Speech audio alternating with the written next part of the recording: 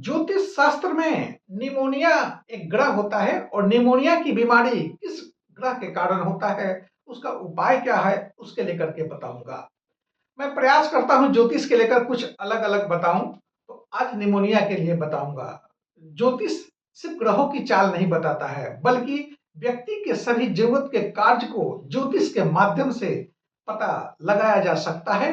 इतना ही नहीं, आप ये भी पता कर सकते हैं आपके कौन से ग्रह से आप बीमार रहेंगे, किस ग्रह के कारण आप बीमार से ग्रसित रहेंगे। ऐसे भी जन्म कुंडली में 12 भाव है और सभी भाव का अपना एक अलग अलग प्रभाव है।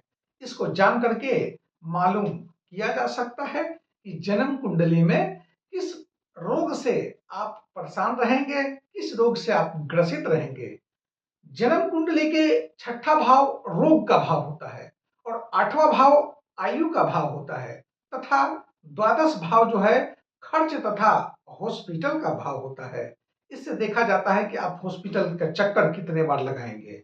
अक्सर छठे भाव में, विशेष तौर पर छठे भाव को ही देखा जाता है रोग को लेकर के। तो जन्म कुंडली में छठे भाव में किसी शुभ ग्रह अगर बैठा हो, तो उनका प्रभाव अगर शुभ ग्रह का बना हुआ है, ऐसे में व्यक्ति रोग से पीड़ित रहता है।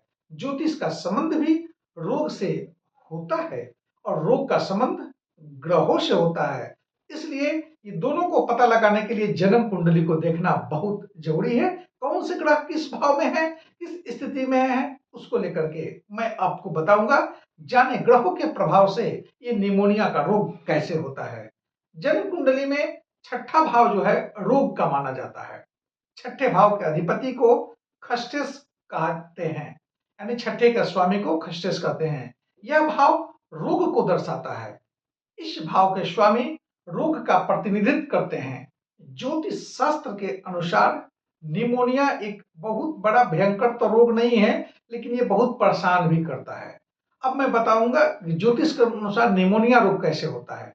निमोनिया रोग एक शीत बुखार का एक बिगड़ा हुआ रूप है। इस रोग में अक्सर फेफड़े के अंदर संक्रमण हो जाता है और उनमें सूजन आ जाती है फेफड़े के अंदर, और इस रोग को वायरस भी बोलते हैं। यह बीमारी विशेष करके बच्चे तथा वृद्ध व्यक्ति को ज्यादा निमोनिया प्रभावित करता है।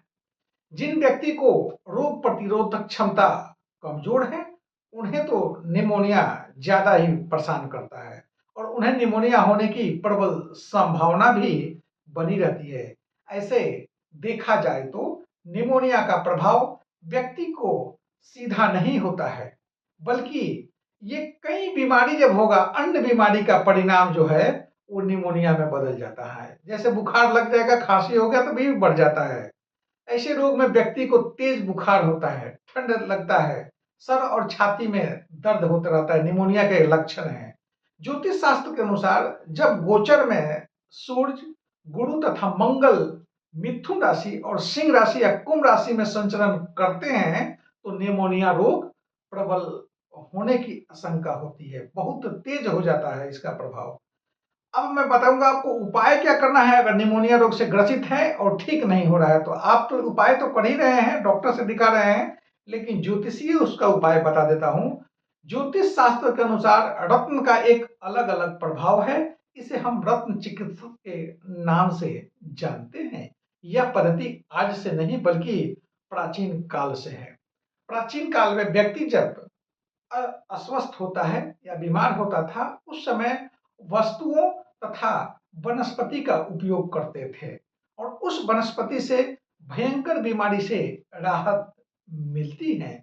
इसी तरह रत्न का प्रभाव आपको ग्रह और उस रोग पर भी इफेक्ट करता है। जब रोग निमोनिया ग्रह से, यानी निमोनिया रोग से ग्रस्त हो, इस अवस्था में लाल मूंगा या पीला पुखराज जो है धारण करें। इससे निमोनिया रोग से प्रभाव कम हो जाता है और आप स्वस्थ हो जाएंगे। और अपना खान पान भी इसको मेंटेन करना बहुत जरूरी है निमोनिया के रोग में। तब तक जय माता दी।